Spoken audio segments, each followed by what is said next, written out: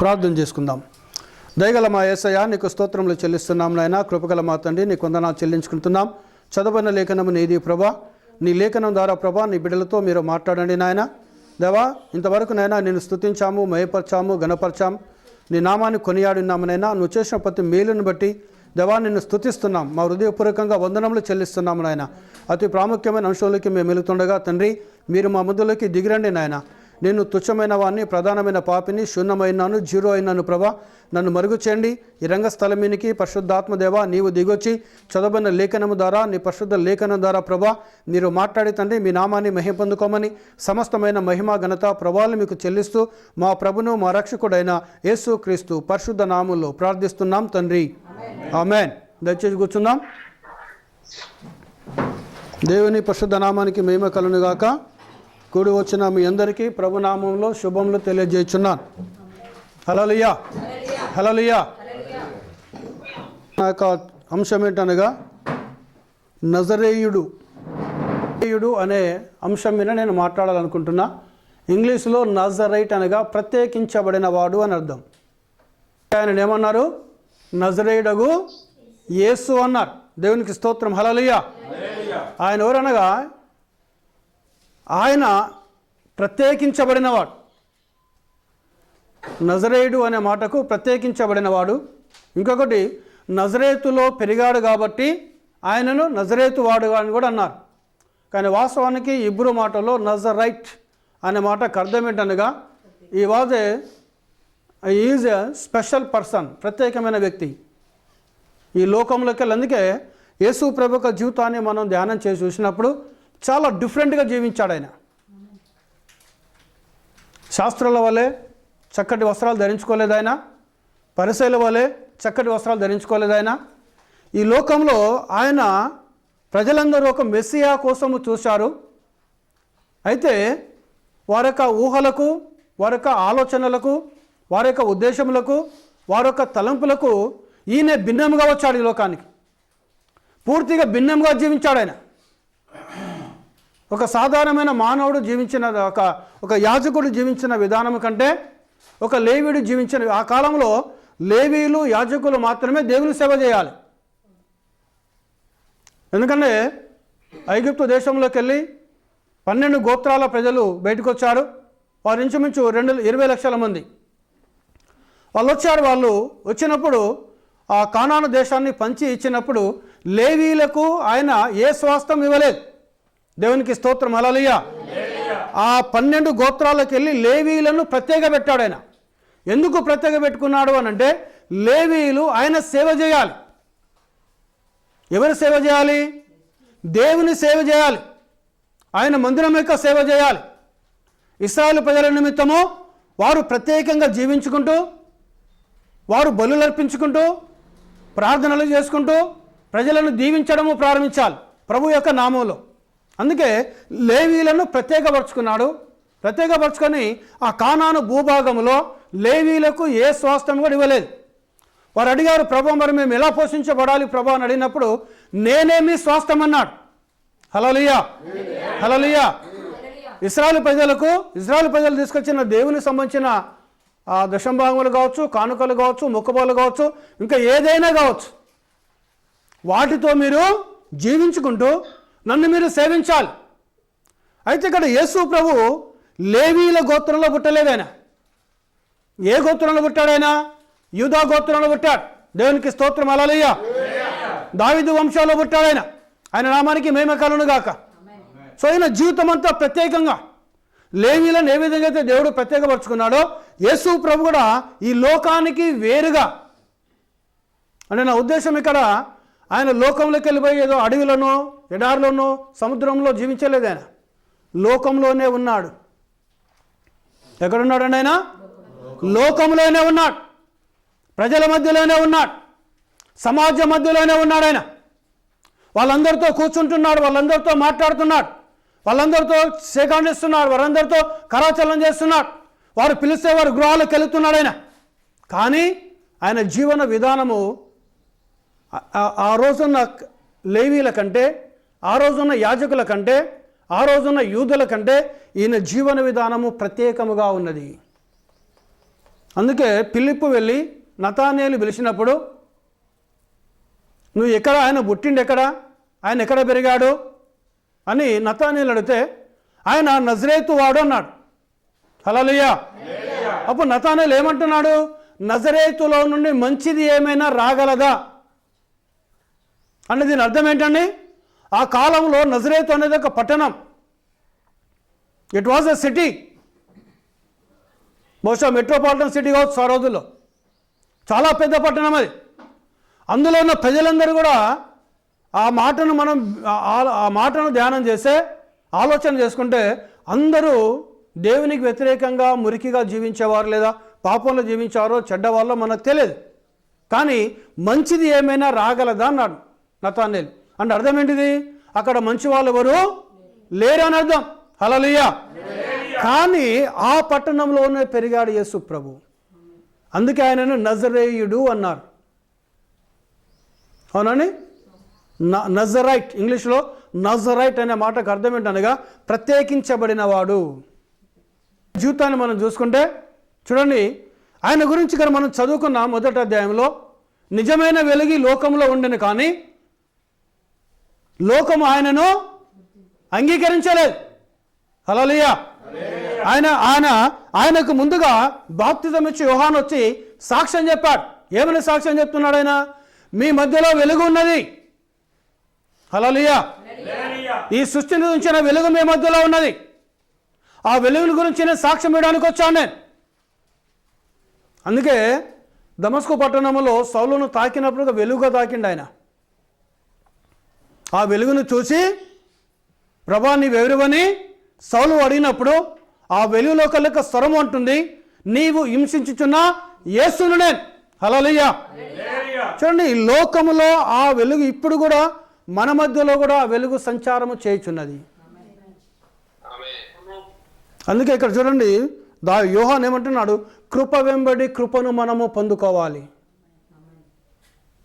అంతేనండి. ఏం పొందుకోవాలి మనము? కృప వెంబడి కృపను పొందుకోవాలి. ఎప్పుడు నువ్వు పొందుకుంటావు? నువ్వు ఆ వెలుగు గురించి నువ్వు ఒక సాక్ష్యము కలిగినప్పుడు. బాప్తిజం ఇచ్చి యోహాను ఎలాంటి సాక్ష్యమును కలిగి ఉన్నాడో, ఆయన ఎలాంటి సాక్ష్యమును చెప్పాడో, ఈరోజు నీవు కూడా అలాంటి ఒక సాక్ష్యం, ఎవరి గురించి? వెలుగును గురించి సాక్ష్యం కలిగి ఉండాలి మనం. ఆ వెలుగు ఏ వెలుగు అనేది? నిజమైన వెలుగు. ఏ వెలుగండి? నిజమైన వెలుగు. దేవునికి స్తోత్రం. హల్లెలూయా. ఆయన చెప్పిన సాక్ష్యాన్ని ఎవరు అంగీకరించలేదట. ఆయన చెప్పిన సాక్ష్యాన్ని ఎవరు అంగీకరించలేదు. ఎవరు అంగీకరిస్తారట? అక్కడ అంటున్నాడు, మనము దేవుని కుమారుని ఆయన నామమును ఎవరైతే అంగీకరించారో, ఉందండి, తన్ను ఎందరు అంగీకరించారో, లేఖనం తన్ను ఎందరు అంగీకరించారో వారందరికీ, అనగా తన నామమునందు విశ్వాసముంచు వారికి దేవుని పిల్లలగుటకు ఆయన అధికారము అనుగ్రహించాలి. హల్లెలూయా. ఎవరి నామంలో విశ్వాసం ఇచ్చిన వారిని? ప్రభు అయిన యేసు క్రీస్తు అనే నామములో ఎవరైతే విశ్వాసం ఉంచుచున్నారో, దేవునికి స్తోత్రం. హల్లెలూయా. అవునండి.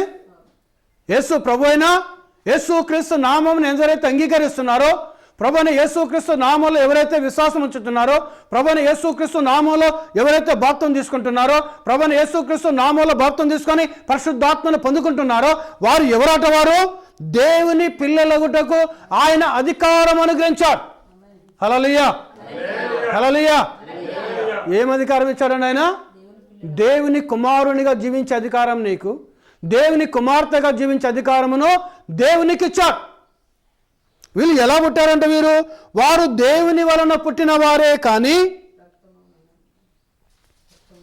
మనము దేవుని ఆలోచన ద్వారా పుట్టిన వారమే తప్ప రక్తము వలనైనను శరీరేచ్ఛ వలనైనను మనసేచ్ఛ వలనైనను పుట్టినవారు కారు. హల్లెలూయా. హల్లెలూయా. ఇప్పుడు యేసు క్రీస్తు జీవితం ఈ లోకానికి ప్రత్యేకంగా ఉన్నది. ఆయన నమ్ముతున్న మన జీవితము ఎలా ఉండాలి? ఎట్టుండాలని? ప్రత్యేకంగా ఉండాలి. ఎందుకంటే నువ్వు శరీరేచ్ఛ వలనో రక్తేచ్ఛ వలనో మానవేచ్ఛ వలనో పుట్టిన కుమారుడో కుమార్తె కాదు. నువ్వు ఎవరి సంకల్పం ద్వారా పుట్టావు? నువ్వు దేవుని ఉద్దేశములోను జన్మించావు. హల్లెలూయా. అందుకే నువ్వు దేవుని కుమారుని కావడానికి అధికారం ఇచ్చాడు దేవుడు. నువ్వు దేవుని కుమార్తెగా జీవించే అధికారమును దేవుడు నీకు ఇచ్చాడు. కాబట్టి నువ్వు ఎలాంటి వాళ్ళని జీవితము ప్రత్యేకించాలి. ప్రత్యేకించబడిన జీవితం ఉండాలి నీకు. ఆలోచించండి, దేవుడు తన అధికారాన్ని మనకి ఇచ్చాడంటే మనం ఎంత ప్రాముఖ్యమైన వాళ్ళం మనం ఈ లోకంలో. వాస్తవమా కదా? హల్లెలూయా, హల్లెలూయా. ఆయనే అధికారం ఇచ్చాడు మనకు. పుట్టింది ఈ లోకంలోనే జీవించాం మనం, ఈ లోకంలోనే బతికాం మనం, ఈ లోకంలోనే మనం ఉంటున్నాం మనం. కానీ ప్రియ సోదరి సోదరుడా, కానీ ఆత్మ కోణంలో మనం ఆలోచన చేస్తే నీవు దేవుని మూలముగా జన్మించున్నావు. హల్లెలూయా. ఎవరి మూలంగానే నీవు దేవుని కుమార్తెగా ఈ లోకంలో జన్మించావు. నువ్వు దేవుని కుమారునిగా జన్మించావు ఈ లోకంలో. అందుకే నీ జీవన శైలి యొక్క ప్రత్యేకంగా ఉండాలి. నీ లైఫ్ స్టైల్ ఎలా ఉండాలని? You are separate from all this filthy activities. ఈ లోక సంబంధమైన మురికి క్రియలన్నిటికీ నీవు ప్రత్యేకంగా జీవించడం ప్రారంభించాలి. అప్పుడు ఏముంటుంది నీ లోపల? దేవుని అధికారం నీ లోపల ఉంటుంది. దేవుని స్తోత్రం. హల్లెలూయా. నువ్వు కుమార్తె అయితే దేవుని అధికారం నీ లోపల ఉంటుంది. నువ్వు కుమారుడు అయితే దేవుని అధికారం నీ లోపల ఉంటుంది. దేవునికి స్తోత్రం. హల్లెలూయా, హల్లెలూయా. ఇంకేమంటున్నాడు ఆయన? ఆయన ఆ వాక్యము శరీరధారి అయి, ఏ వాక్యము? ఆది యందున్న ఆ వాక్యము, దేవుని యందున్న ఆ వాక్యము, దేవుడైన ఆ వాక్యం శరీరధారి అయి కృప సత్య సంపూర్ణుడిగా మన మధ్యలో నివసించాడు ఆయన. ఇప్పుడు నువ్వు దేవుని కుమారునిగా నీ లోకంలో జీవించినప్పుడు, నువ్వు దేవుని కుమార్తె నువ్వు ఈ లోకంలో జీవించినప్పుడు నీ మీద కూడా ఆయన కృప ఉంటుంది, నీ మీద కూడా ఆయన సత్యం ఉంటుంది. నీవు కూడా పరిపూర్ణంగా జీవించడము ప్రారంభిస్తుంటావు. దేవుని స్తోత్రం. హల్లెలూయా, హల్లెలూయా. తండ్రి వలన కలిగిన అద్వితీయ కుమారుని మహిమ వలె మనము ఆయన మహిమను కనుగొంటిమి. అద్వితీయ కుమారుడు, జనతైక కుమారుడు అని ఉన్నది. అది అనేక ప్రాచీన అద్వితీయ దేవుడే అని పాఠాంతరంలో ఉన్నది. 18 లేఖనం అద్వితీయ కుమారుడే అనకాడ 2 ఫుట్ నంబర్ 2లో జనతైక కుమారుడే, అనేక ప్రాచీన ప్రతుల్లో అద్వితీయ దేవుడే అని పాఠాంతరం. అద్వితీయ అనే మాటకు అర్థం ఏంటంటే రెండుగా విడదీయలేం. దేవునికి స్తోత్రం. హల్లెలూయా, హల్లెలూయా. యోహాను ఆయనను గూర్చి సాక్ష్యం ఇచ్చుచు, యోహాను ఏమిస్తున్నాడు? సాక్ష్యం ఇస్తున్నాడు. ఎవరి గురించి? నిజమైన వెలుగును గురించి. దేవునికి మహిమ. హల్లెలూయా. సాక్ష్యం ఇస్తున్నాడు ఆయన. ఆయన సాక్ష్యం ఇచ్చి ఏమంటున్నాడు? ఆయన నా వెనుక వచ్చువాడు నాకంటే ప్రముఖుడు గనుక ఆయన నాకంటే ముందడి వాడయ్యాడు. ఎవరట ఆయన? అసలు యోహానును చూసే ప్రజలు ఆశ్చర్యపోయారు. ఆయన ఒక ప్రత్యేకమైన జీవన శైలి కలిగి ఉన్నాడు. ఆయన నడుముకు ఒంటె చర్మం కప్పుకున్నాడు. ఆయన ఆహారం ఏంటండి? కానీ బాప్తిజం ఇచ్చే యోహాను ఒక ఆహారం తెలుసా అండి? ఏంటండి? మిడతలు అడవి తేనెనే ఆయన ఆహారం అయినది. హల్లెలూయా. ప్రవక్త బ్రదర్ బ్రానం అంటాడు, ఇంచుమించు యోర్దాన్ నదిలో ఆయన నిలబడి బాప్తిజం ఇస్తున్నప్పుడు 3-4 నెలల వరకైనా స్నానమే చేయలేదంట ఆయన. 9 సంవత్సరాల వయసులో అరణ్యంలోకి వెళ్ళాడు ఆయన. 30 సంవత్సరాల వయసులో అరణ్యంలోకి వెళ్ళి బయటికి వచ్చి మెస్సియా మీ మధ్యలో ఉన్నాడు, క్రీస్తు మీ మధ్యలో ఉన్నాడు, శరీరధారి అనే దేవుడు మీ మధ్యలో ఉన్నాడు, ఆయనను మీకు పరిచయం చేయడానికి, ఆయనను గురించి మీకు చెప్పడానికి నేను యోర్దాను నదిలో నిలబడి బాప్తిజం ఇస్తున్నాను, తీసుకోవాలనుకున్న వాళ్ళు రండి అన్నాడు ఆయన. హల్లెలూయా, హల్లెలూయా. దేవునికి స్తోత్రం. హల్లెలూయా. ఆయన 30 సంవత్సరాల వయసులో వచ్చి ఆయన చేసిన సేవ 6 నెలల పరిచర్య చేశాడు. ఆయన కేక వేస్తే ఆ కేక స్వరము విన్న వెంటనే చాలామంది పరిగెత్తుకుంటూ వస్తున్నారు. వచ్చిన ప్రతి వ్యక్తితో చెప్తున్నాడు, మీరు మారు మనసు పొందండి, మీరు పశ్చాత్తాపపడండి, మీరు ప్రభు మన మధ్యలో ఉన్నాడు. మోసే ఎవరి గురించి రాశాడో, యెషయా ప్రవక్త ఎవరి గురించి రాశాడో, ఇర్మియా ప్రవక్త ఎవరి గురించి రాశాడో, దావీదు ఎవరి గురించి రాశాడో, మన ధర్మశాస్త్రం ఎవరి గురించి చెప్తున్నదో ఆయన మీ మధ్యలోనే ఉన్నాడు. ఆయన నన్ను ఎరగను, నేను ఆయన ఎవరో నాకు తెలియదు నాకు, కానీ ఆయన వచ్చినప్పుడు మీకు పరిచయం చేయడానికి నేను సాక్షిగా ఉన్నాను. నేను దేవునికి స్తోత్రం. హల్లెలూయా హల్లెలూయా అని సాక్ష్యం ఇస్తున్నాడు. ఆయన చెప్పిన వాడు ఈయనే అని ఎలుగెత్తి చెప్పాను. ఎప్పుడు చెప్పిండు ఆయన? యోర్దాను నదిలో బాప్తిసం ఇస్తున్నప్పుడు యేసు ప్రభు కూడా వచ్చి బాప్తిసం తీసుకున్నాడు. ఆయన తీసుకొని ఒడ్డుకు పోతున్న వెంటనే ఏమంటున్నాడు ఆయన? ఇదిగో నేను ఎవరి గురించి అయితే సాక్ష్యం చెప్తున్నానో ఆయనే ఈయన. హల్లెలూయా. ఆయన నజరేయుడగు యేసు. ఆయన లోక పాపను మోసుకొని పోవు దేవుని గొర్రెపిల్ల. దేవునికి స్తోత్రం. హల్లెలూయా. ఎవరట ఆయన? లోక పాపను మోసుకొని పోవు దేవుని గొర్రెపిల్ల. ఆయన అంటే ఇప్పుడు ఆయన జన్మించింది ఎలా జన్మించాడు? ఆయన ఒక గొర్రె పిల్ల లాంటి వ్యక్తి వల్లే జీవించాడు. ఆయన జన్మించాడు. ఆయన గొర్రెలు జన్మించే సమయంలో జన్మించాడు. ఆయన దేవునికి మేము హల్లెలూయా. గొర్రె పిల్ల వల్ల ఈ లోకంలో జీవించాడు. ఆయన సాధువైనట్టు, మృదువైనట్టు, ప్రేమ కలిగి, దయ కలిగి, కనికరమ కలిగి, వాత్సల్యము కలిగి, జాలి కలిగిన జీవితం జీవించిండు. ఆయన దేవునికి స్తోత్రం. హల్లెలూయా హల్లెలూయా. సాధారణమైన జీవితమైనది. ఆయన లైఫ్ స్టైల్ అంతా కూడా సింపుల్గా జీవించాడు. ఆయన మానవుని ఆ రోజున్న శాస్త్ర ఆలోచనలకు, ఆ రోజున్న పరిశీల ఆలోచనలకు, ఆ రోజున్న ధర్మశాస్త్ర ఉపదేశకుల ఆలోచనలకు, ఆ రోజున్న సద్దుకైలకు ఆలోచనలకు, ఆ రోజున్న యాజకులకు ఆలోచనలకు, ఆ రోజున్న ధనవంతులకు ఆలోచనలకు, ఎవరైతే మెస్సియా కోసము చూస్తున్నారో వారి ఆలోచనలకు అందకుండా, వారి యొక్క ఊహలకు అందకుండా, వారి యొక్క తలంపులకు అందకుండా ఆయన జీవించడము ప్రారంభించాడు. దేవునికి స్తోత్రం. హల్లెలూయా. ఏ మాత్రం కూడా మెస్సియా వల్ల జీవించలేదు ఆయన. అంటే వాళ్ళ ఊహల ప్రకారంగా, కానీ జీవించింది మెస్సియా వల్లనే. మెస్సియాలనే జీవించాడు ఆయన. కానీ వాళ్ళ ఆలోచనలో మెస్సియా ఎలా ఉంటాడో ఆ విధంగా జీవించలేదు ఆయన. దేవునికి స్తోత్రం. హల్లెలూయా. ఆయన మొదట జన్మించింది గొర్రె పిల్ల లాంటి జీవితం జీవించడానికి జన్మించాడు ఆయన. Praise the Lord. Hallelujah hallelujah. ఇక్కడ చూడండి ఆయన ఏమంటున్నాడు? ఆయన ఇంకా ఆయన పరిపూర్ణతలో ఉండి మనమందరము కృప వెంబడి కృపను పొందితిమి. Praise the Lord. హల్లెలూయా. ఎవరి పరిపూర్ణతలోకి వెళ్ళి? యేసు క్రీస్తు యొక్క పరిపూర్ణతలోకి వెళ్ళి మనమందరము కృప వెంబడి కృపను పొందాం. మనం ఇప్పుడున్న కృప సరిపోదు మనకు. ఇంకేం కావాలి? ఇంతకంటే గొప్ప కృపలో మనకు వెళ్ళాలి మనం. హల్లెలూయా హల్లెలూయా. చాలామంది కృప వెంబడి కృపను పొందితే మీ ప్రభా అని పాటలు పాడి దేవుని స్తుతిస్తున్నారు. దేవునికి స్తోత్రం. హల్లెలూయా. ఈరోజు ఆయన పరిపూర్ణతలోకి వెళ్ళి, యేసు క్రీస్తు యొక్క పరిపూర్ణతలోకి వెళ్ళి మనము కృప వెంబడి కృపను మనం పొందుకోవాలి. ఈరోజు ఈ స్థితిలో ఉన్న మనం, ఈ స్థితిలో ఉన్న మాత్రమే కాదు, ఇంకా ఉన్నతమైన స్థితిలోకి వెళ్ళాలి మనం. ఆత్మీయంగా ఇంకా ఉన్నతమైన స్థితిలోకి వెళ్ళాలి మనం.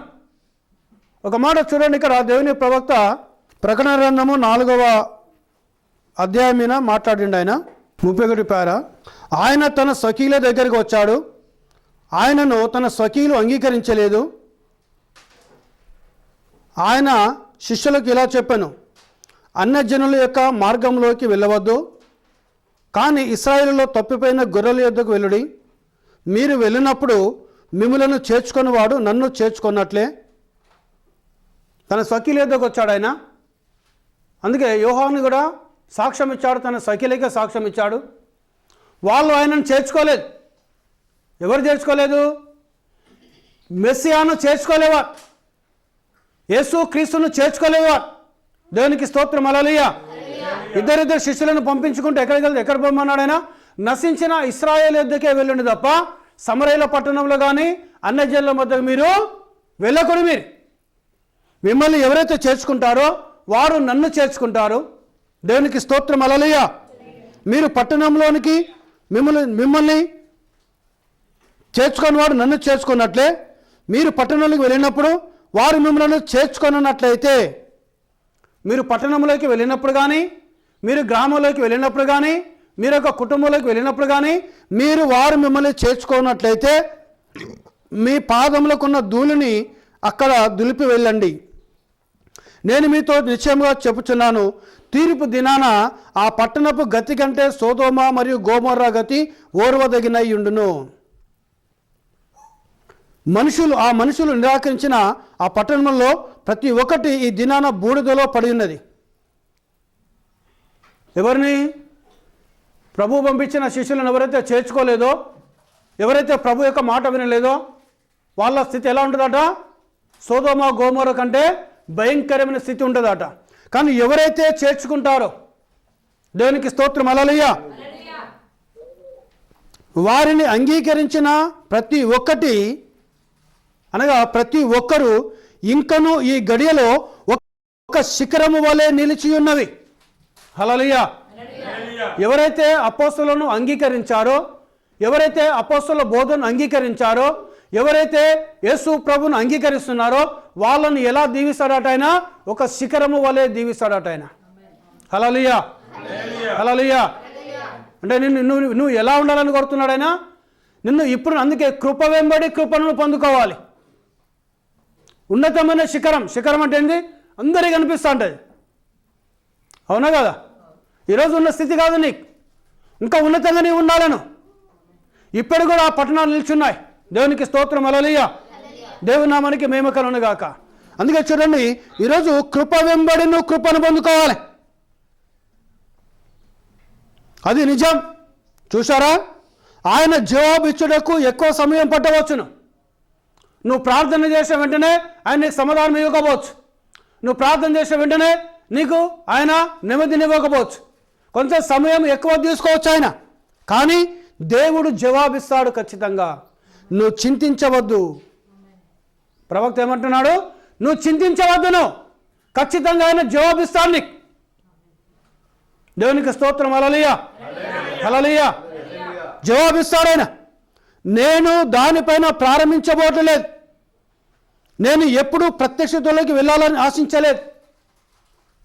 దాని మీద ఆయన ప్రసంగం చేయటం లేదు. ఉన్నతమైన శిఖరము దాని మీద ప్రసంగం చేయటం లేదు. కానీ ఒక విశ్వాసిని దేవుడు ఎక్కడ కోరుకుంటున్నాడైనా, ఎలా ఉండాలని కోరుకుంటున్నాడు అని నిన్నానంటే, నువ్వు ఒక ఉన్నత శిఖరం వలె ఉండాలని కోరుతున్నాడు దేవుడు. హల్లెలూయా, హల్లెలూయా. ఎట్టుండాలంట? ఉన్నత శిఖరం వలె నీవు ఉండాలని దేవుడు కోరుకుంటున్నాడు. అందుకే కృప వెంబడి కృపను నువ్వు పొందుకోవాలా దేవుంది. కృప వెంబడి కృపను పొందుకోవాలి. ఆయన ఈ లోకానికి వచ్చింది అందుకోసం. దేవునికి స్తోత్రం, హల్లెలూయా, హల్లెలూయా. అందుకే మనము దేవుని పిల్లలమే తప్ప మానవ సంబంధమైన పిల్లలము కాదు. ఎలా జన్మించావు? ఈ వర్తమానంలో నీవు ఉన్నావంటే, ఈ వర్తమానాన్ని అంగీకరిస్తున్నావంటే, ప్రియ సోదరి సోదరుడా, ఎవరు అంగీకరిస్తారు అని అంటే వేరే వాళ్ళ కోసం ఈ వర్తమానం కాదు. అది దేవుని, నిజంగా దేవుని కుమార్తెవు నీవైతే, దేవుని కుమారుడు నీవైతే నువ్వు ఖచ్చితంగా వర్తమానంలో నిలబడతావు. దేవునికి స్తోత్రం, హల్లెలూయా. నేను ఎలా అక్కడ ఉండడం మాత్రమే కాదు, ఎలా కోరుతున్నాడైనా నువ్వు ఒక శిఖరం వలె నీవు ఉండాలంట. ఎప్పుడు నువ్వు శిఖరం అవుతావు? నీవు దైవ సేవకులను చేర్చుకొని దైవ సేవకులతో ప్రార్థనలు చేయించుకున్నప్పుడు, అప్పుడు వారు నీ ఇల్లును దర్శించినప్పుడు, నీ కుటుంబాన్ని దర్శించినప్పుడు, నీ కుటుంబంలో కూటాలు పెట్టినప్పుడు, అప్పుడు నీ కుటుంబమును దేవుడు ఒక శిఖరం వల్లే లేవనెత్తుతాడట ఆయన. హల్లెలూయా, హల్లెలూయా. అంతేనా అండి? అవునా కదా? అప్పుడు కృప వెంబడి కృప నీ మీదకి వస్తా ఉంటుంది. దేవునికి స్తోత్రం, హల్లెలూయా. ఇది ఇశ్రాయేలుకి ఇవ్వాలని ఆశపడ్డాడు దేవుడు. ఇశ్రాయేలు ప్రజలకు ఇవ్వాలని ఆశపడ్డాడు. ఇచ్చాడు కొంతమందికి. ఎవరికి ఇచ్చాడు ఆయన? 12 మంది శిష్యులకు ఇచ్చాడు. అందులో ఇస్కరియోతు యూదా కోల్పోయాడు. అవునా కదా? ఆయన స్థానంలో అపోస్తలుడైన పౌలు వచ్చాడు. ఈ రోజు వరకు కూడా పేతురు గురించి, పౌలు గురించి, తోమా గురించి, అపోస్తల గురించి వారు రాసిన పత్రికలు మనం చదువుతున్నామనంటే వాళ్ళ పేర్లు ఇంకా మన నోళ్ళల్లో నానుతా ఉన్నాయి. అవునా కదా? వాస్తవేనండి? దేవుని స్తోత్రం, హల్లెలూయా, హల్లెలూయా. సో ఈరోజు దావీదు గురించి ధ్యానిస్తున్నాం, మోషే గురించి మాట్లాడుతున్నాం. వాళ్ళంతా దేవుని సేవకులు అంటున్నాం మనం. వాళ్ళ పేర్లు ఉన్నతమైన శిఖరంలో పెట్టాడు దేవుడు. దేవునికి మహిమ, హల్లెలూయా. ఈరోజు ఇశ్రాయేలు దేశాన్ని కూడా ఉన్నతమైన శిఖరంలో దీవించాడు ఆయన. ఈరోజు నిజంగా దేవుని యొక్క వాక్యానికి లోబడి, దేవుని యొక్క సత్యానికి కనుక నువ్వు లోబడి జీవిస్తే, ప్రియ సోదర సోదరుడు, నువ్వు గుర్తుంచుకో, నిన్ను ఒక దినమున శిఖరం వల్ల లేవనెత్తుతాడు దేవుడు. ప్రైజ్ ది లార్డ్, హల్లెలూయా, హల్లెలూయా. అయితే ఆయన గురించిన సాక్ష్యం నువ్వు కలిగి ఉండాలి. ఏం కలిగి ఉండాలని? ఆయన గురించిన సాక్ష్యం నువ్వు కలిగి ఉండాలి. దావీదు ఒక సాక్ష్యాన్ని కలిగి ఉన్నాడు, మోషే ఒక సాక్ష్యాన్ని కలిగి ఉన్నాడు, బాప్తిస్మా యోహాను ఒక సాక్ష్యాన్ని కలిగి ఉన్నాడు. ఈరోజు మనం ఆరాధన చేస్తున్న యేసు ప్రభు కూడా ఒక సాక్ష్యాన్ని కలిగి ఉన్నాడు. ఏంటిది ఆయన సాక్ష్యము? సువార్త 5వ అధ్యాయం 37వ లేఖనంకి వెళ్ళి, మరియు నన్ను పంపిన తండ్రియే నన్ను గూర్చి సాక్ష్యం ఇచ్చుచున్నాడు. హల్లెలూయా. యేసు ప్రభు గురించి ఎవరు ఇస్తున్నారండి సాక్ష్యము? ఆయనని లోకానికి ఏ తండ్రి అయితే పంపించాడో ఆ దేవుడే యేసు ప్రభు గురించి సాక్ష్యం ఇస్తున్నాడు. ఆయన దేవునికి స్తోత్రం. హల్లెలూయా. ఎలా ఇస్తున్నాడు ఆయన చూద్దాం మనం. మీరు ఏ కాలమందైనను ఆయన స్వరము వినలేదు, ఆయన స్వరూపము చూడలేదు, ఆయన ఎవరిని పంపెనో ఆయనను మీరు నమ్మలేదు. ఎవరు పంపిండు? ఆయన బాప్తిసమిచ్చు యోహాను. హల్లెలూయా. దేవుని స్వరాన్ని ఎవరు వినలేదు, అవునండి. ఆయన రూపాన్ని ఎవరు చూడలేదు. చూస్తుండే ఎవరు బతకడు కూడా. బతుకుతాడా? బతకలేడు. ఆయన మామూలు అగ్ని కాదు, ఆయన వెలుగు, మామూలు వెలుగు కాదు. దేవుని స్తోత్రం. హల్లెలూయా. చదవాలి. కనుక మీరు ఆయన వాక్యము మీలో ఆయన వాక్యము నిలిచి ఉండాలి. అందుకే ఒక పొల్లైనను సున్నైనను తప్పుగా చదవద్దు, తీసేయద్దు, కలపొద్దు అన్నాడు దేవుడు. ఇలా ఇక్కడ ఏమున్నది? మీలో ఆయన వాక్యం నిల్చుండలేదా అని ఉన్నది. ఫస్ట్ మీరు ఆయన వాక్యం నిల్చుండలేదు, అర్థమే లేదు దానికి. మీలో అనగా మన లోపల ఆయన వాక్యము నిలిచుండలేదు. ఏముండాలి మన లోపల? వాక్యం ఉండాలి. హల్లెలూయా. హల్లెలూయా.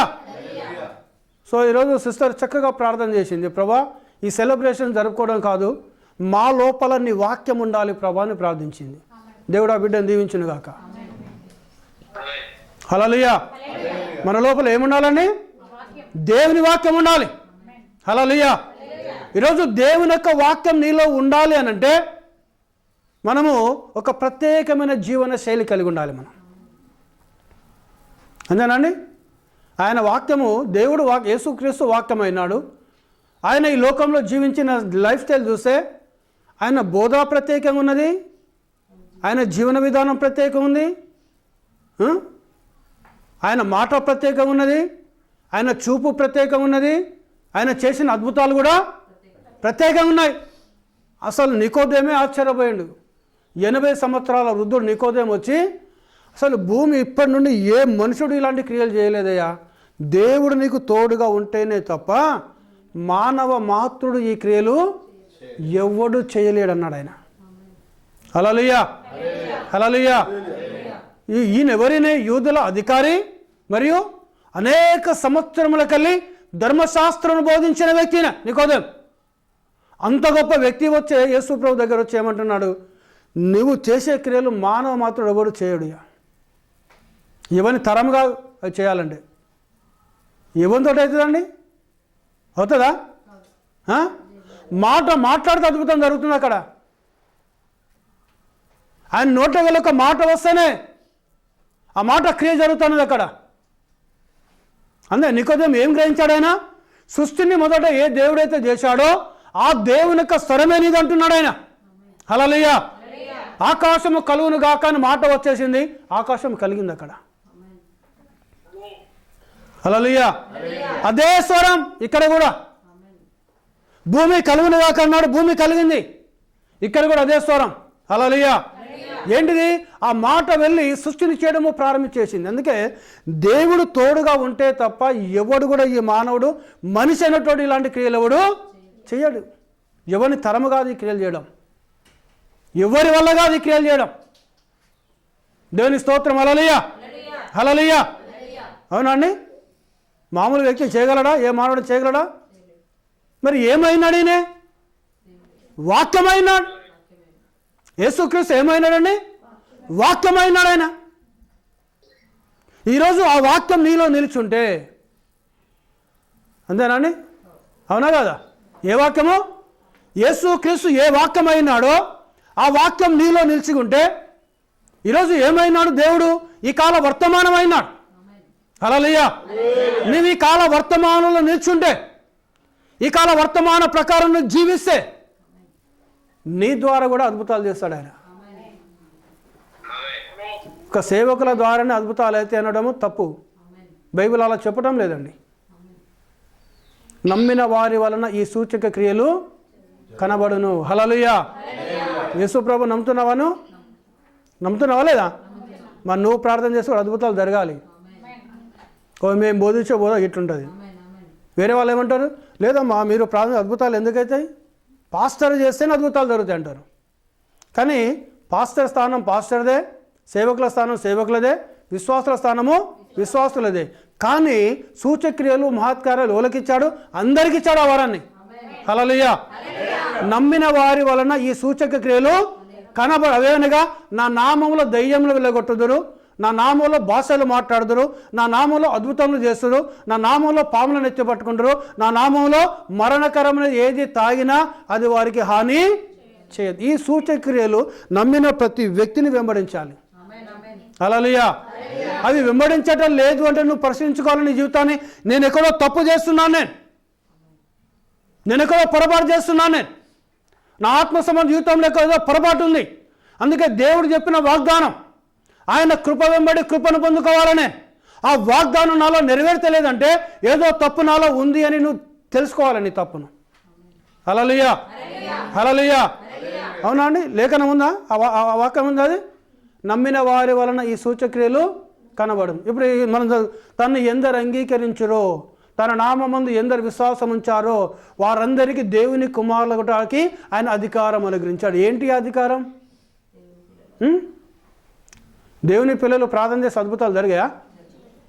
జరుగుతాయా? మరి మన మీరు విశ్వాసులు, మీరు సేవకులే ప్రార్థన జరగాలని ఎక్కడుంది బైబిల్లో? ఉందండి? విశ్వాసులు ప్రార్థన చేస్తే కూడా దేవుడు అద్భుతాలు చేస్తాడు. దేవుని స్తోత్రం. హల్లెలూయా. ఆ నమ్మకం నీలో ఉండాలి, ఆ శక్తి నీలో ఉండాలి. ఆ శక్తి నీకు రావాలంటే నీలో ఏముండాలి? దేవుని యొక్క వాక్యం ఉండాలి నీ లోపల. దేవునికి స్తోత్రం. హల్లెలూయా. దేవునికి మహిమ కలుగును గాక.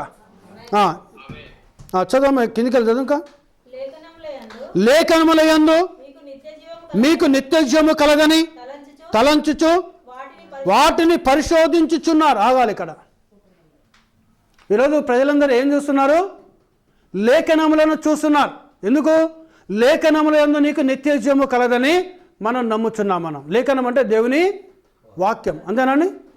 అవునా కదా? Praise the Lord. Hallelujah. Hallelujah. ఇప్పుడు ఏమంటున్నాడు ప్రభు ఇక్కడ? ఆ లేఖనములే అవే నన్ను గూర్చి సాక్ష్యం ఇచ్చుచున్నవి. హల్లెలూయా. హల్లెలూయా. అంతేనా కదా? ఇప్పుడు యేసు ప్రభు గురించి ఎవరు సాక్ష్యం ఇస్తున్నారు? బైబిల్ వాక్యమే సాక్ష్యం ఇస్తున్నది. హల్లెలూయా. లేఖనాలను పరిశోధించండి. లేఖనాల మీద పరిశీలిస్తున్నారు మీరు. ఈ లేఖనం ఏమైతే నువ్వు చదువు నీ చేతిలో పట్టుకున్న బైబిల్ ఏంటనగా యేసు క్రీస్తు గురించి సాక్ష్యం ఇస్తున్నది బైబిల్. ఏది? దేవుని యొక్క వాక్యం. ఈరోజు నేను చెప్పే సాక్ష్యం తప్పు కావచ్చు, అవునా కదా? మీరు మనుషులు మనం చెప్పే సాక్ష్యం కూడా తప్పు కావచ్చు. కానీ దేవుని యొక్క వాక్యము చెప్పే సాక్ష్యం ఎన్నడూ తప్పు కాదు. హల్లెలూయా. వాటిని పరిశోధించాలి అంటే లేఖనాలను మీరు చూడాలి. మీరు అంతేనాండి? ఏం చూడాలి మనము? లేఖనాలను చూడాలి మనం. అందుకే ఒక క్రైస్తవునికి, ఒక దేవుని కుమారునికి, ఒక దేవుని కుమార్తెకు కృప వెంబడి నువ్వు కృపను పొందుకోవాలంటే ఏదో మానవుడు బోధించిన బోధ పట్టుకుంటే కాదు, మానవులు కల్పించిన సిద్ధాంతాలు పట్టుకుంటే కాదు, మానవులు కల్పించిన ఉపదేశాలు పట్టుకుంటే కాదు. ఏం పట్టుకుంటూ వస్తుంది? వాక్యంను పట్టుకోవాలను. అంతేనాండి? వాస్తవమా కదా? నీకు నిత్యజీవం కావాలంటే ఎవరి? ఈరోజు నేను వాక్యం చెప్తున్నా, రేపు నేను పాపం చేయొచ్చు, పడిపోవచ్చు నేను లోకంలో. ఇప్పుడు నా మాట నీకు నిత్యజీవన్ ఇస్తుందా? ఇస్తుందా అండి? లేదా మీ మాటలు నాకు నిత్యజీవాన్ని ఇస్తాయా? లేదా ఒక మనిషి మాట మన నిత్యజీవాన్ని ఇస్తుందా? మనకు ఏమిస్తుంది నిత్యజీవాన్ని? దేవుని యొక్క వాక్యం. హల్లెలూయా. హల్లెలూయా. ఈరోజు నిత్యజీవంలో కావాలంటే ఏం చూడమంటున్నాడు ఆయన? లేఖనాలను చూడండి అంటున్నాడు ఆయన. అంతేనా అండి? వాస్తవమా కాదా? ఏం చూస్తే చూడాలి మనము? లేఖనాలను చూడాలి మనం. ఈరోజు ప్రపంచమంతా ఏం బోధిస్తున్నారు? ఫెస్టివల్, క్రైస్ట్ మాస్, క్రీస్తును ఆరాధిస్తున్నారు, జన్మించాడు అంటున్నారు. అంతేనా? వాస్తవమా కదా? నేను ఎవరి మనోభావాలను దెబ్బతీయడానికి ఇష్టం లేదు. నాకు ఎవరి విశ్వాసాన్ని నేను అఘోరపరచను.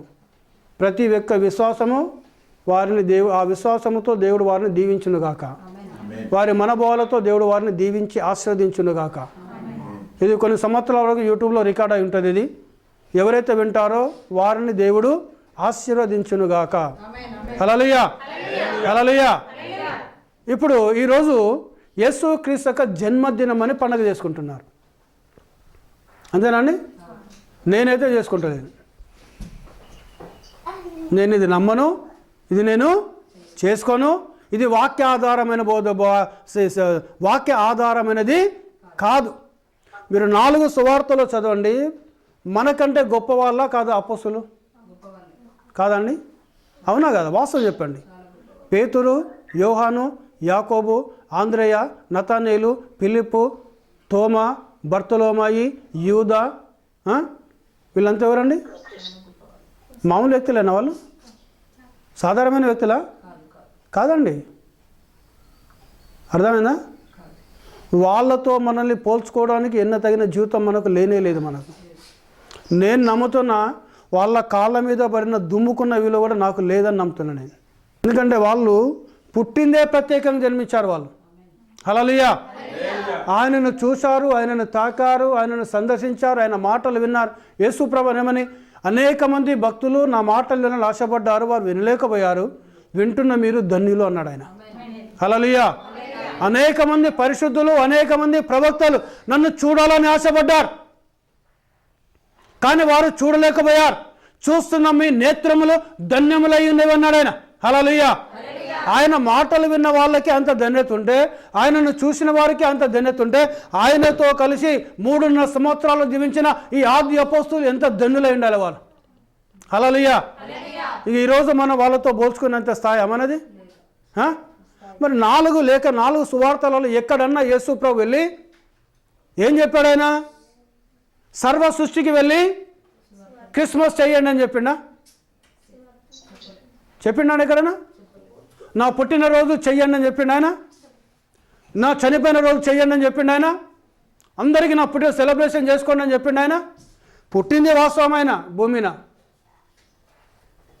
పెరిగింది వాస్తవమైన, జీవించింది వాస్తవమైన, మరణించింది వాస్తవమైన, సమాధిని జయించి లేచింది కూడా వాస్తవమైన. హల్లెలూయా. లేచి వాళ్ళు భయపడ్డారు ఒక దగ్గర. ఆయనను చూసి భూతం అనుకున్నారు.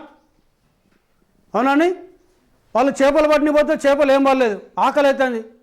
ఆయన సముద్ర ఒడ్డున కూర్చున్నాడు, మంట పెట్టాడు, చేపలను రొట్టెలను కాల్చి వాళ్ళకి ఇస్తే వాళ్ళు తిన్నారు. వాళ్ళు అప్పుడు కూడా ఆయన నమ్మలేదు. వాళ్ళు ఒక గదిలో కూర్చున్నారు. వాళ్ళు అనేకలు అంటే ఈయన లేచాడు అని అంటున్నారు కదా. ఆ గది తలుపులు కిటికీలు మొత్తం బంధించబడ్డాయి. ఆ బంధించబడిలోకి వచ్చి నిలబడ్డాడు ఆయన. భూతం భయపడతాను వాళ్ళు. అసలు నమ్మలేకపోయారు ఆయనను. వీళ్ళు ఆయనతో ఉన్న వాళ్ళే. అప్పుడు పిల్లలారా, మీ దగ్గర ఏమైనా తినడానికి ఆహారం ఉందా అంటే, ఇగో చేప ఉంది ప్రభా, రొట్టె ఉంది ప్రభా అన్నారు. చేపను తీసుకొని తిన్నాడు, రొట్టెను తీసుకొని తిని ఏమంటున్నాడు? భూతములు ఇలా తినలేవు, నేను మీ దేవుని అన్నాడు ఆయన. హల్లెలూయా. నేను మీ క్రీస్తును నేను. హల్లెలూయా. అంటే వాళ్ళే ఆశ్చర్యపోయారు ఆయన లేచాడంటే. దేవునికి స్తోత్రం. హల్లెలూయా. ఏం చెప్పాడు ఆయన? మీరు సర్వ సృష్టికి వెళ్ళి సువార్తను ప్రకటించండి. ఏంటి ఆ సువార్త? రక్షకుడు మన కోసం జన్మించాడు. అవునండి? హల్లెలూయా. ఆయన మన కోసం జన్మించాడు. మన పాపాలు, మన అతిక్రమాలు, మన దోషాలు, మన శాపాలు, మనం చేసే ప్రతి చెడు పని కోసము, మన గర్వము, మన అహంకారము, మన పొగరు, మన తిరుగుబాటు, మన బుద్ధిహీనత, మనం చేసే ప్రతి మురికి క్రియ కోసం ఆయన ఈ లోకంలో పరిశుద్ధుడు జన్మించి పరిశుద్ధమైన జీవితంలో జీవించి ఆయన బలి పశువుగా వధించబడిన గొర్రెపిల్లగా, బలిపీఠమైన గొర్రెపిల్లగా, ఒక గొర్రెపిల్ల ఏ విధంగా బలికి తీసుకొని పోతుందో, ఆ మౌనం ఏ విధంగా పోతుందో ఆ విధంగా వెళ్ళి ఆ మరణములోకి వెళ్ళి మరణమును, సమాధిని, పాతాళమును, నరకమును, సాతాను గారిని జయించి ఆయన తిరిగి లేచాడు ఆయన. హల్లెలూయా. హల్లెలూయా. ఈ సువార్తను చెప్పండి అన్నాడు ఆయన. అవునా కదా? వాస్తవమా కదా? అంతేనండి? అంతే చెప్పమన్నాడు. నమ్మిన వారికి బాప్తిమయ్యండి, నమ్మని వారికి శిక్ష విధించబడని అన్నాడు ఆయన. బైబిల్ గ్రంథంలో ఏ ఒక్క అపోస్తుని మనం చూసుకున్నా ఆయన పుట్టాడని ఎవరు పండుగ చేయలేదు. అయితే ఈ జన్మదినం ఎక్కడికి వెళ్ళి వచ్చిందో మనం చూద్దాం బైబిల్లో. ఎక్కడికి వెళ్ళి చూద్దాము? బైబిల్లోనే చూద్దాం మనం. వేరే లేఖనాలు ఎక్కడ కూడా మనం వెళ్ళొద్దు. మనం ఆది కాండము 40వ అధ్యాయము 20 నుండి 23 వరకు. ఆది కాండం 40వ అధ్యాయము 20 నుండి 23 చివరి లేఖనం వరకు. 3వ దినమందు జరిగినది ఏమనగా ఆ దినము ఫరో జన్మదినము కనుక అతడు తన సేవకులకందరికీ విందు చేయించి వారి నడుమ పానదాయకుల అధిపతి తలను, భక్ష్యకారుల అధిపతి తలను పైకెత్తి పానదాయకుల అధిపతి ఉద్యోగము మరలా అతనికి ఇచ్చెను కనుక అతడు ఫరో చేతికి గిన్నెనిచ్చెను. చదువు. మరి యోసేపు వారికి తెలిపిన భావము చొప్పున భక్ష్యకారుల అధిపతిని వేలాడదీయించెను. అయితే పానదాయకుల అధిపతి యోసేపును జ్ఞాపకము చేసుకొనక అతనిని మరిచిపోయాను. హల్లెలూయా. ఎవరిది జన్మదినం ఇది? ఫరో ఎవరు? క్రైస్తవుడా అన్యుడా? ఎవరన్నా ఆయన? అన్యుడేనా? వాస్తవమా కదా? ఏ దేశాన్ని పరిపాలిస్తున్నాడు ఆయన? ఐగుప్తు దేశాన్ని పరిపాలిస్తున్నాడు. ఐగుప్తులు ఏంటిది? విగ్రహారాధికులు వారు. హల్లెలూయా, హల్లెలూయా. వారి యొక్క ఫరో యొక్క జన్మదినము నాడు జరిగిన సంఘటన. అంటే ఈ జన్మదినము జరుపుకునేది ఎవరి ఆచారం? ఇది ఈవెన్ యూదుల ఆచారము కాదు, క్రైస్తవుల ఆచారము కాదు. ఇది ఎవరిదనగా అన్యజనుల యొక్క ఆచారమైనది. హల్లెలూయా, హల్లెలూయా. వాస్తవమా కాదా? మరి క్రైస్తవులు ఎందుకైతుంది ఇది? కానీ వాస్తవమా కదా? అన్యుల కంటే క్రైస్తవులే బాగా సెలబ్రేట్ చేస్తారు దీన్ని. అన్యుల కంటే క్రైస్తవులే బాగా సెలబ్రేట్ చేస్తూ ఉంటారు. ఇక్కడ సెలబ్రేషన్ చేస్తున్నాడు ఆయన. ఫరో విందు చేయించాడంటే సెలబ్రేషనే కదా, అవునా కదా? ఇక్కడ జరిగిన సంఘటన ఏంటంటే యోసేపు చెరసాల్లో ఉంటాడు. ఆయన స్టోరీ అంతా మనకు తెలుసు. చెరసాల్లో ఉంటాడు ఆయన. చెరసాలలో ఒక పానదాయకుడు ఉంటాడు, ఒక భక్ష్యకారుడు ఉంటాడు. యోసేపుకున్న దర్శనం ఆ కృప ఏంటనే మర్మాలను బయలుపరచడు, కళల యొక్క భావం చెప్పుడు, దర్శనముల యొక్క భావం చెప్పడము యోసేపుకు దేవుడు ఇచ్చిన కృప. హల్లెలూయా. ఈరోజు మనందరూ కూడా ఏదో ఒక కృపను దేవుడు ఇస్తాడు మనకు. నువ్వు దేవుని కుమారుడు అయితే నీకు ఒక కృపనిచ్చాడు దేవుడు. నువ్వు దేవుని కుమార్తె అయితే నీకు ఒక కృపనిచ్చాడు దేవుడు. హల్లెలూయా. నీకు ఇచ్చిన ఆ కృప నుండి ఇంకా ఉన్నతమైన కృపలోకి వెళ్ళాలను. దేవునికి మేము హల్లెలూయా. అంతే తప్ప నాకు ఈ కృప చాలు ప్రభు ఇక్కడ ఆగదు. నువ్వు ఆగుతున్నావు అంటే సంథింగ్ రాంగ్ ఇన్ యూ. కృప వెంబడి నువ్వు కృపను పొందుకోవాలను. హల్లెలూయా. అయితే వాళ్ళిద్దరికి పానదాయకులకు కలబడ్డది, భక్ష్యకారునికి కూడా కలబడ్డది. ఈ కళలు వచ్చి యోసేపుతో చెప్పారు వాళ్ళు. యోసేపు ఏమన్నాడు? నేను వెళ్ళి దేవునికి ప్రార్థన చేసి దేవుడు ఏదైతే బయలుపరుస్తాడో అదే నేను మీకు చెప్తానన్నాడు ఆయన. భక్ష్యకారుని యొక్క కళ చెప్పాడు, అర్థం చెప్పాడు. నిన్ను వేలాడదీశాడు, నీ తల మీద నా కాకులు వేడుతున్నాయంటే నువ్వు ఉరివేయబడతావని భక్ష్యకారుని చెప్పాడు. పానదాయకునికి మరలా నీ ఉద్యోగం మరలా నీకు ఇస్తాడని చెప్పారు. హల్లెలూయా, హల్లెలూయా. అవునండి. అప్పుడు ఫరో జన్మదినము సెలబ్రేషన్ చేస్తున్నప్పుడు ఆయన ఏదో ఒకటి మంచి చేయాలి, అంతేనా కదా? ఏదైనా ఒకటి మంచి చేయాలి. చేసినప్పుడు ఇద్దరు మన విచారం చేసినప్పుడు పానదాయకుని గురించి భక్ష్యకారుని గురించి వీళ్ళిద్దరి గురించి విచారణ చేసి భక్ష్యకారుని యొక్క నేరం నిరూపించబడింది, అతన్ని ఉరిదించేశాడు. పానదాయకుని నేరము నిరూపించబడలేదు కాబట్టి అతని ఉద్యోగం అతనికి మరలా ఇచ్చాడు. హల్లెలూయా. ఫరో యొక్క జన్మదినం నాడు ఒక వ్యక్తికి ఆధిక్యత వచ్చింది, ఒక వ్యక్తి చంపబడ్డాడు. హల్లెలూయా. ఇప్పుడు ఈ జన్మదినం ఎవరి సంస్కృతిది? అన్యులదా దేవుని బిడ్డలదా? మరి అబ్రహాం ఎక్కడ ఇసాకు పుట్టిండు, జన్మదినం పండుగ చేసిండా? చేసిండా అండి? చేశాడా? మరి ఇసాకుకు యాకోబు పుట్టిండు, ఏశావు పుట్టిండు, ఇద్దరు పుట్టారు. వాళ్ళ జన్మదినం ఎక్కడ చేశారా? మరి యాకోబు 12 మంది కుమారులను పుట్టాడు, కుమారులను కన్నాడు, కుమార్తెను కన్నాడు. మరి వాళ్ళకైనా జన్మదినం చేసిండు ఆయన? పోనీ యేసు ప్రభుని కన్నా తల్లి మరియా, ఆయన గార్డియన్ స్టెప్ ఫాదర్ యోసేపు, ఈయన జన్మదినం ఎక్కడ చేసిందా అండి? మరి క్రైస్తవులో మనం ఎంత ఈరోజు చూడండి, మొత్తం డెకరేషన్ ఉంటుంది కంప్లీట్, మెరుపులు, చర్చిలలో మొత్తం మెరుపులే, అవునా కదా? స్టార్ పెడతా అంటారు పైన స్టారు, కింద బారు, లోపల వారు. దేవుని స్తోత్రం, హల్లెలూయా. వాళ్ళని మనం పెట్టుకుంటే వాళ్ళ విశ్వాసం, దేవుని స్తోత్రం, వాళ్ళని దేవుడు దీవించును గాక. కానీ వాస్తవంగా స్టార్ ఎక్కడ ఉండాలి? స్టార్ అంటే ఏంటి? నక్షత్రం, అంతేనా కదా? ఆ నక్షత్రం ఏంటి? వెలిగిస్తుంది మనకు. ఆ నక్షత్రం ఎక్కడ ఉండాలి? యేసు క్రీస్తు అనే నక్షత్రం మన హృదయంలో ఉండాలి, మన ఇంటిలో ఉండాలి. దేవుని స్తోత్రం, హల్లెలూయా. మన సంఘంలో ఉండాలి. నీ ఇంట్లో లేకున్నా, సంఘంలో లేకున్నా, నీ హృదయంలో మాత్రం యేసయ్య నక్షత్రం ఉండాలి. నీ యేసయ్య నక్షత్రం నీ హృదయంలో ఉంటే ఆ నక్షత్రం నీ ఇంట్లోకి వస్తుంది. నీ యేసయ్య నక్షత్రం నీ హృదయంలో ఉంటే నీ హృదయం ద్వారా సంఘంలోకి వస్తుంది. హల్లెలూయా, హల్లెలూయా. ఇప్పుడు చూడండి, క్రైస్తవులే బాగా సెలబ్రేషన్ చేస్తున్నారు.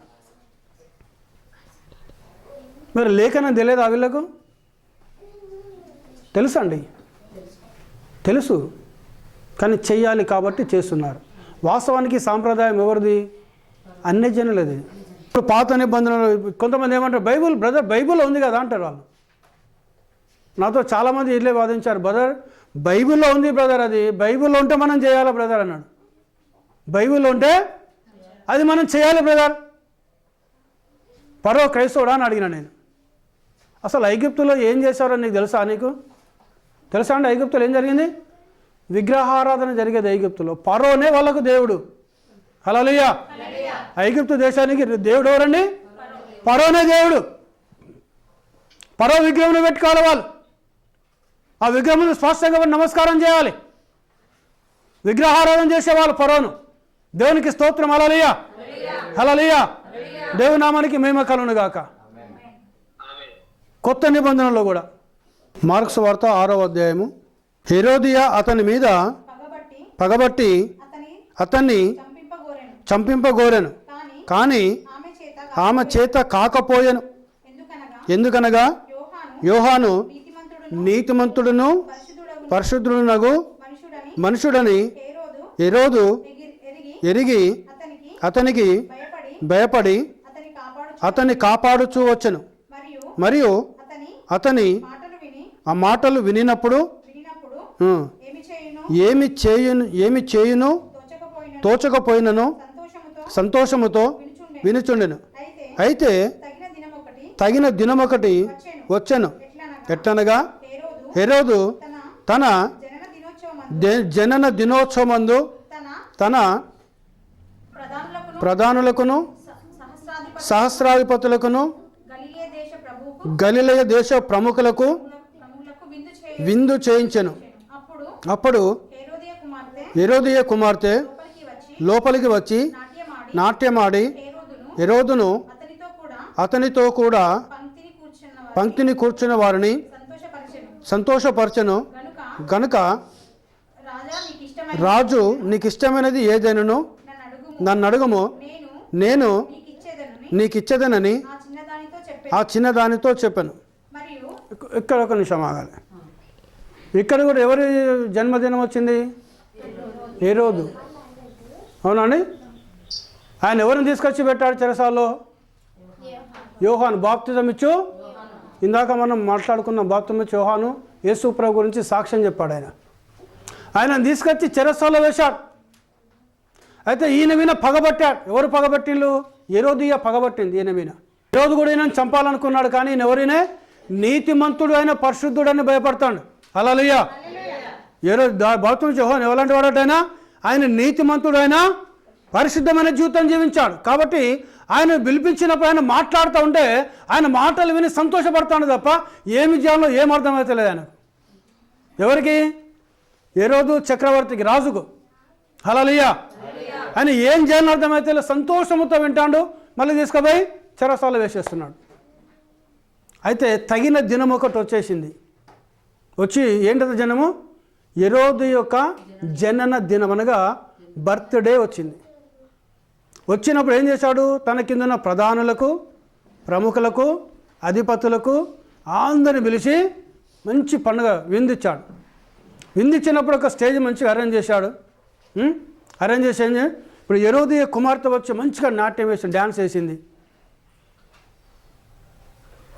అవునండి, డ్యాన్స్ వేస్తే హేరోదు సంతోషపడ్డాడు. ఆయనతో ఉన్న ప్రముఖులు మొత్తం సంతోషపడ్డారు. అధికారులంతా చాలా సంతోషించారు.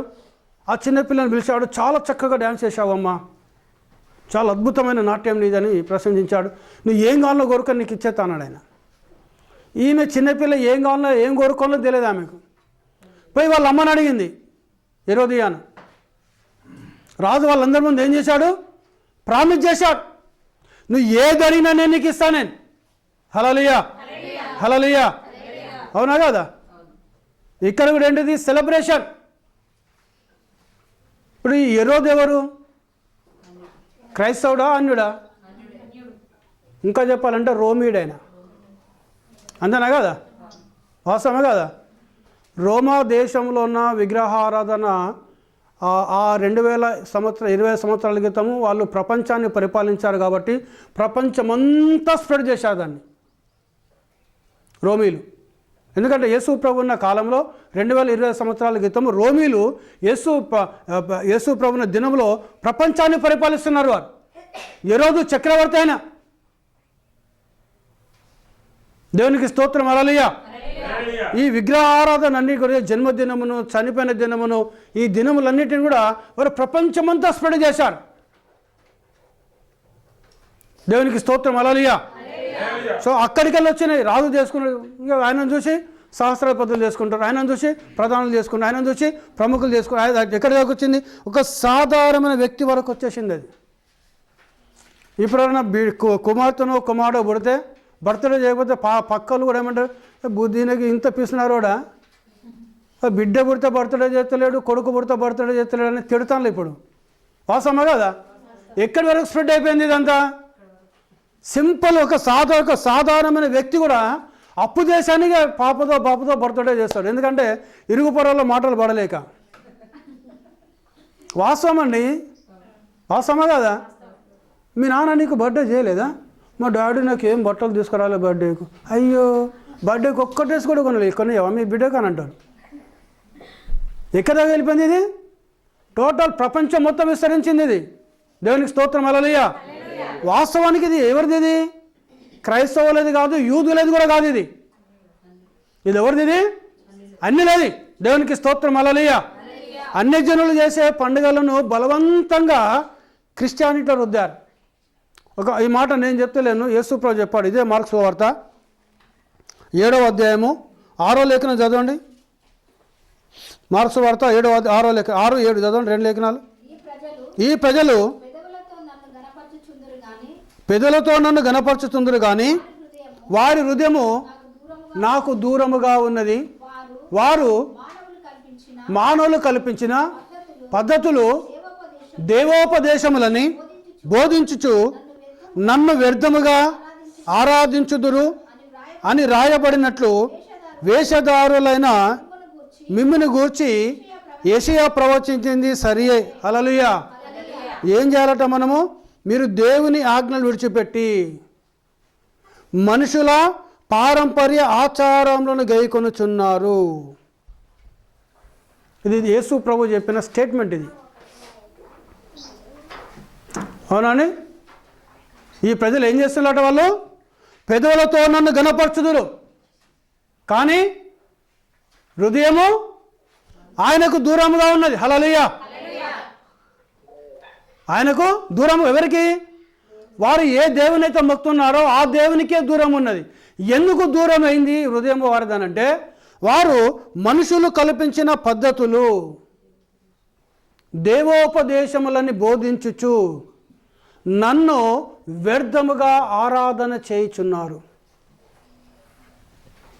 ఈరోజు క్రిస్మస్ చేసేటోళ్ళ ఆరాధన అంతా ఎక్కడికి పోతుంది?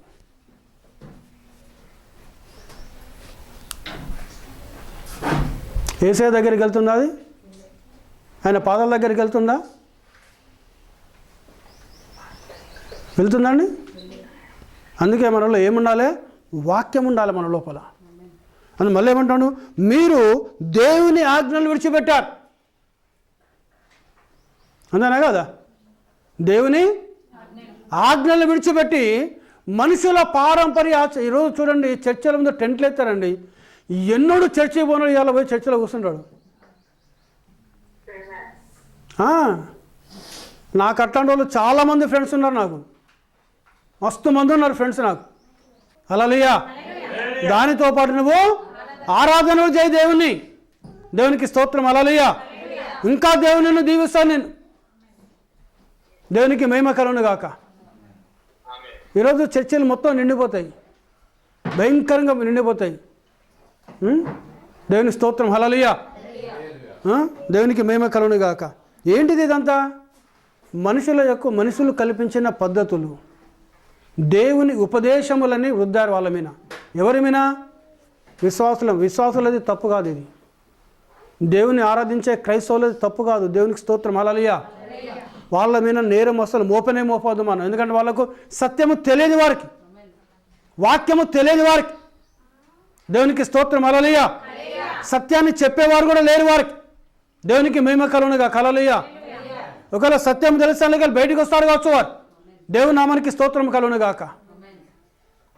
ఇవే ప్రజలు ఇవే అనుకుంటారు. పుట్టినరోజు కదా, మంచిగా చర్చికి పోవాలి, దేవానికి వందనాలు తండ్రి, నేను నా కోసం నువ్వు చనిపోయినావు ప్రభా, నా కోసం పుట్టినావు ప్రభా, నీకు స్తోత్రం నాయన, మంచిగా ప్రార్థన చేసి కడుపు నిండా ప్రార్థన చేసుకొని వస్తారు.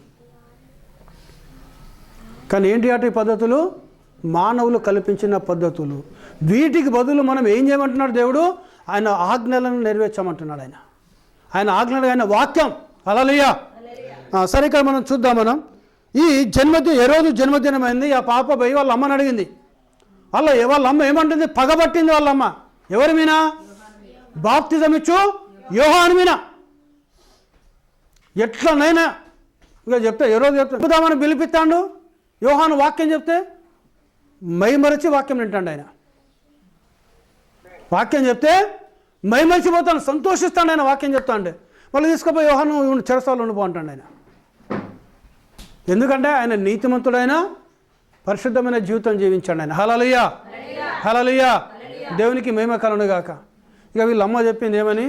ఏం అడగకు నువ్వు, క్షమించాలి. యోహాను తలగా ఆమె వెళ్ళి నేనేమి అడగదనని తన తల్లిని అడగగా ఆమె బాప్తిజం ఇచ్చు యోహాను తల అడుగుమనెను. వెంటనే ఆమె త్వరగా రాజు వద్దకు వచ్చి బాప్తిజం ఇచ్చు యోహాను తల పల్లెములో పెట్టి ఇప్పుడే నాకు ఇప్పింప గోరుచున్నానని చెప్పాను.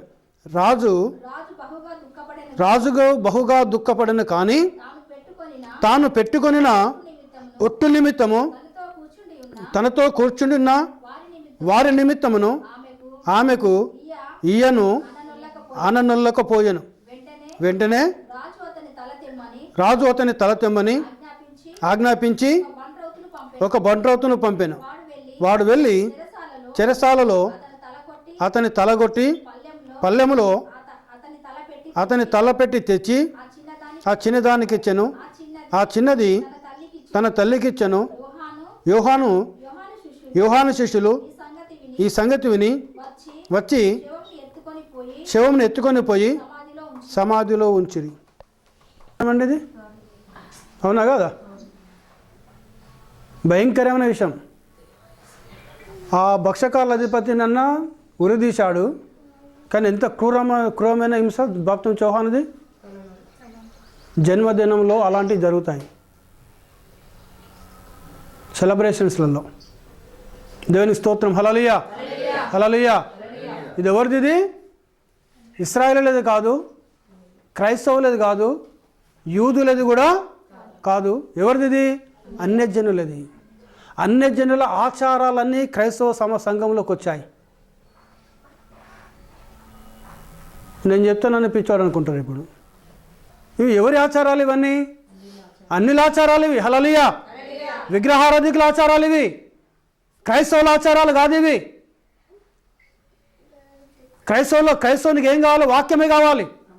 ఆయన కృప వెంబడి నువ్వు కృపను పొందుకోవాలను. హల్లెలూయా. ఆ కృపను పొందుకోవడానికి ఎంత ప్రయాసపడుతావు అంత ప్రయాసపడు దేవుని గురించి. నువ్వు ఎంత కష్టపడుతావు అంత కష్టపడు దేవుని గురించి. ఎందుకంటే ఆ కృప యేసుక్రీస్తు అయినాడు. హల్లెలూయా. కృప వెంబడి నువ్వు కృపను పొందుకోవాలి. ఆయన దీవెన వెంబడి నువ్వు దీవెన పొందుకోవాలి. ఆయన సన్నిధి వెంబడి నువ్వు ఆయన సన్నిధిని పొందుకోవాలి. ఆయన పరిశుద్ధత వెంబడి అయినా పరిశుద్ధతను పొందుకోవాలి. ఆయన మెప్పు వెంబడి నువ్వు ఇంకా మెప్పు పొందుకోవాలి. ఆయన నీతి వెంబడి ఇంకా నీతిని పొందుకోవాలి. ఆయనలో అతి ఉన్నతంగా జీవించడానికి ఈరోజు క్రైస్తవులు ప్రయాసపడాలి తప్ప ఈ జన్మదినమును, చనిపోయిన దినములు ఇవి చేసుకోవటం వల్ల వచ్చేది ఏమీ లేదు. ఉపయోగమా? దేవుని స్తోత్రం. హల్లెలూయా. ఇవి ఎవరి ఆచారాలు? ఇవి దేవుని సంఘంలో తీసుకొచ్చారు. వీటిని ఎక్కడ తీసుకొచ్చారండి? ఇవి దేవుని సంఘంలో తీసుకొచ్చారు. బలవంతంగా క్రైస్తవులతో చేపిస్తున్నారు. ఇవి రోమీలు చేపించారు. ఆ దినంలో ప్రపంచాన్ని పరిపాలించారు వారు. బ్రిటిష్ వాళ్ళు చేపించారు. ఇవి ఎవరి ఆచారాలు? ఇవి దేవుని భక్తులు చేసే ఆచారాలు కాదు. ఇవి పరిశుద్ధ గ్రంథంలో ఉన్న లేఖనాలు మనం పరిశీలన చేస్తే ఈరోజు మనం దేన్ని పొందుకోవాలి? ఆయన కృపను మనం పొందుకోవాలి. అందుకే ఆయన కృప సత్య సంపూర్ణుడైన. మొదట ఎట్లా వచ్చింది? ఆయన కృపగా. ఆ తర్వాత ఆయన సత్యము. ఆయన ఎవరు? ఆయన సంపూర్ణుడు.